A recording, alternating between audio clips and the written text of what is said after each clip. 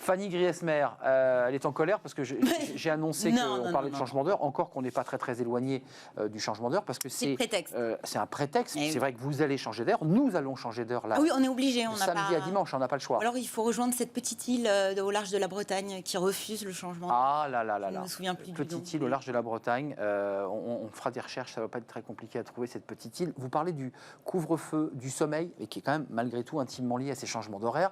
On dort plus pareil depuis qu'on est confiné et en couvre-feu. Bon, déjà, il faut savoir que le changement d'heure, là, c'est pour bientôt dans la nuit de samedi à dimanche, pour être précise. On passe à l'heure d'été, alors histoire de remettre les pendules à l'heure. On m'a beaucoup posé la question là dernièrement.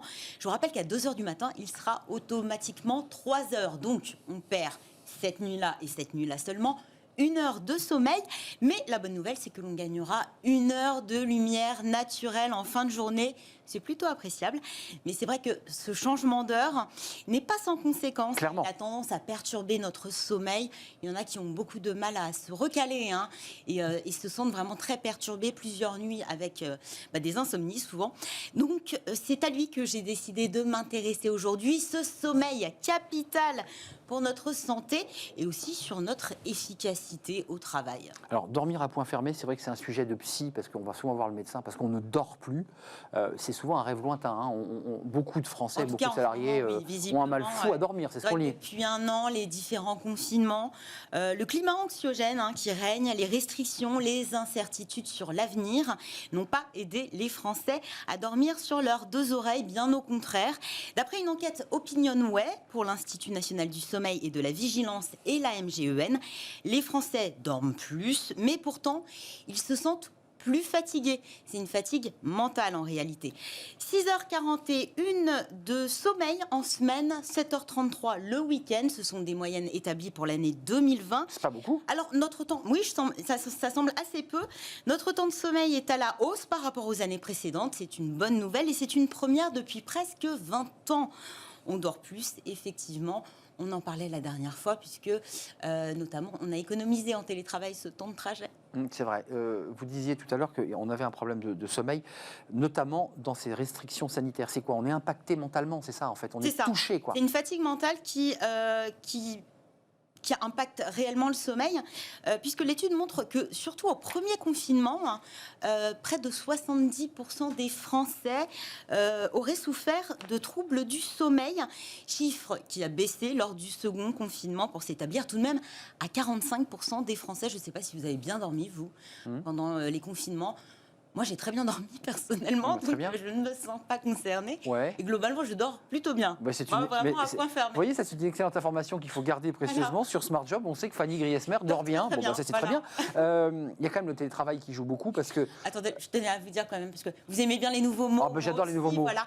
On appelle ça, avec ces 70% et globalement des Français qui sont de plus en plus nombreux à souffrir d'insomnie liée au contexte actuel que l'on vit, on appelle ça la coronasomnie. Coronavirus, insomnie, coronasomnie. C'est pas la bière, on est bien d'accord. Non. Le télétravail joue évidemment dans tout ça quand même. On est d'accord. Le fameux télétravail qui a littéralement bousculé nos repères, notre rythme. Et notre rythme, forcément, ça perturbe notre sommeil. Le premier facteur, la sédentarité, avec le manque d'activité physique. Évidemment. C'est lui qui nous permet aussi d'être plus fatigués le soir et de nous endormir paisiblement. Il y a aussi cette frontière très difficile à tracer entre la vie professionnelle et la vie privée.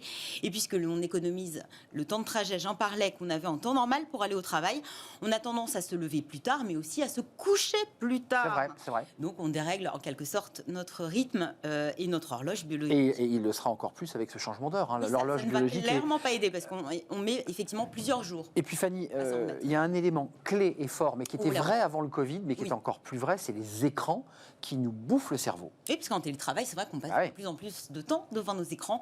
On pense à nos visios, notamment.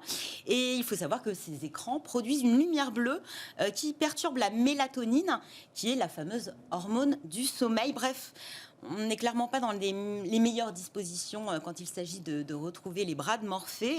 D'ailleurs, on a cette tendance à repousser de plus en plus l'heure d'aller se coucher. Cela porte un nom, là encore. Ça va vous faire sourire, je le sais, Arnaud. On appelle cela...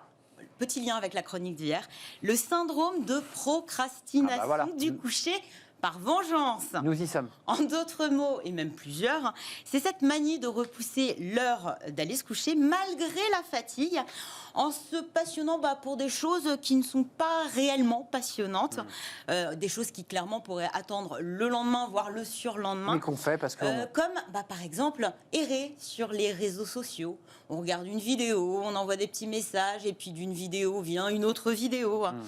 Un moyen, paraît-il, une errance numérique pour tuer le temps, j'ai envie de vous dire quelque part, mais c'est aussi un moyen de repousser ses angoisses, de reprendre un petit peu en fait le contrôle sur nos vies qui semblent nous échapper, et puis s'accorder aussi un petit temps de répit, parce que c'est vrai qu'on se lève, on reste chez soi, on travaille. Il n'y a pas de coupure. Et on va se coucher. Donc finalement, on a l'impression que notre vie nous échappe. Et la procrastination à l'heure du coucher nous vengerait donc de ne pas avoir pu profiter du temps pour soi en journée. Un syndrome, bien sûr, qui n'est pas sans conséquence sur notre sommeil, parce que forcément, on se lève très fatigué le matin. En quelques mots, le sommeil et ce manque de sommeil, ça a quand même des conséquences. Des risques majeurs sur notre santé physique et mentale, risque de diabète, d'obésité, d'anxiété, de dépression, d'irritabilité. Et au bureau comme en télétravail, qui dort mal, travaille mal ou en tout cas moins bien, une carence de nos heures de sommeil qui peut entraîner une baisse de notre créativité, oui, de nos capacités décisionnelles, mais aussi des troubles de la mémoire, de l'attention, des risques d'erreur et même d'accidents.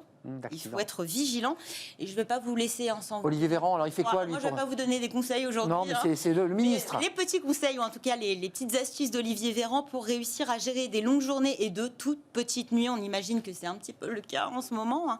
Le ministre de la Santé qui s'est livré dans les colonnes du magazine Elle. Sa recette, des cafés, du cola sans sucre, de la méditation et une fois par semaine, 1 heure de boxe et une micro-sieste de 20 minutes. Vive la boxe et la méditation. Et oui. Merci Fanny.